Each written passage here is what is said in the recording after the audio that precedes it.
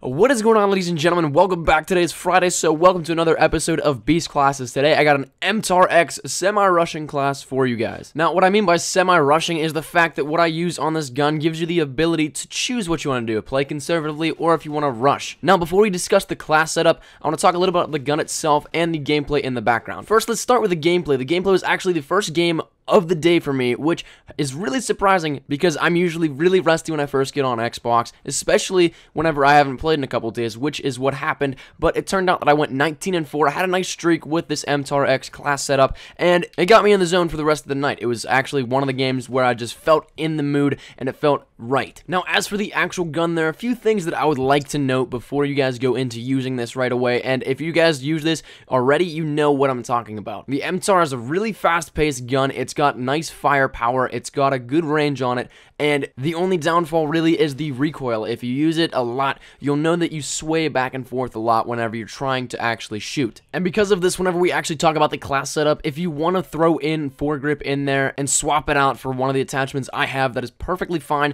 I just don't use it because I've finally gotten used to the recoil on the gun. Now, as for the actual class setup, what I run with my MTAR is a red dot and a muzzle brake. Red dot just because I like seeing exactly where I'm shooting. The iron sights, I'm not too big a fan of, but that's just my personal preference. Like I said, you can swap that out with anything you want, whether it be foregrip or another sight. Anything you want, really. Muzzle brake is the one thing that I would actually keep on it, though, because it gives you a higher distance and a higher rate of damage at long range, and close range, it adds a little bit more to the damage. Now, it's very rare that I run a tactical on a class, but I do have the 9-bang equipped on this. Like I said, this can be something that's swapped out as well if you want another perk, but the 9-bang I just have equipped just in case I need to get in and out of an area and flash some enemies so that they don't know where I'm at, or I want to get some easy kills and they're just completely stunned. Now, the all-important perk setup. This is something that I always stress, and it's something that really helps out in this class especially.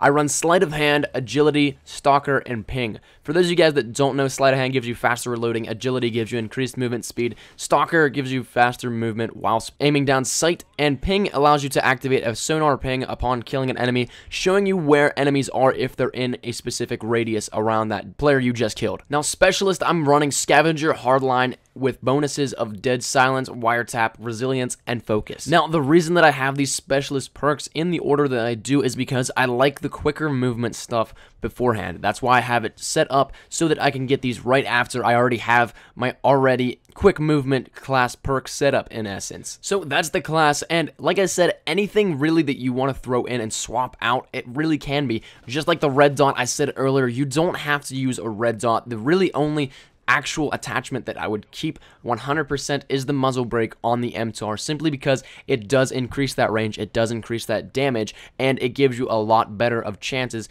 in gunfights that you may or may not have the better chance of winning. Now, here's the big thing. Where is it practical? I can give you guys a first-hand testimony of where it actually works. I use this class setup in all of my competitive games. Whenever I play a competitive match, whether it be domination, blitz, or search, I'm going to be using this class more often than not. Reason for that is the muzzle brake. A lot of you guys, if you do know competitive, muzzle brake is one of the most used attachments in it. It adds that extra damage and range that is really, really helpful. Now, as for other practical uses, it depends on what your game style and gameplay type are. Like I said earlier, this class is built to be a semi-rushing / conservative class. It depends on what you want to do. And the thing that I really recommend is actually being able to go for objectives with this class. It's going to give you the ability to fend off enemies that are coming towards you while you're, say, capturing a base or something, or going for a blitz score, anything like that. Whenever you do, you're going to have the extra firepower and extra range of this muzzle brake, you're going to have the accuracy of the red dot, and then you're going to have a lot more firepower and fire rate because it is the MTAR. But that's about time, ladies and gentlemen. Thank you guys so much for watching. I hope you did like this class. As always, hopefully it does help a little bit in your gameplay, and if you don't like it, that's perfectly fine. If you did like the video, please leave a like rating down below, and remember, any shares to your Facebook, Twitter, and or MySpace for your OG like that are always greatly appreciated. If you're new here, be sure to subscribe for the best of Call of Duty Ghosts content. I have a lot of stuff still coming to you guys, so stick around for that. There's going to be a lot of cool stuff coming here shortly, and thank you guys so much for watching. My name's been Espresso. Hope you guys are having a great day, and I shall see you guys later. Take care, and peace.